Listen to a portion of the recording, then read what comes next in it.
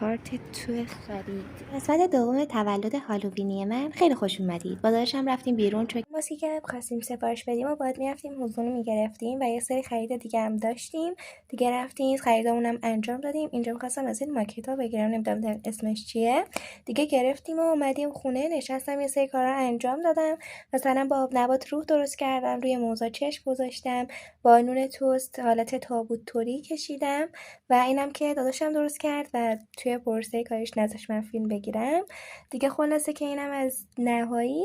و دیگه بعد از مدرسه هم که اومدم و یه سری خرید کردم، بعدم که بادکنک ها رو باد کردم و خوراکی هم چیدم و دیگه گذاشتم روی سفره. کم کم داشت آماده میشد سفرمون و تا اینجا شد این و خیلی هم دوستش داشتم، مخصوصا ژله ها چون که خیلی خوشگل شده بودن.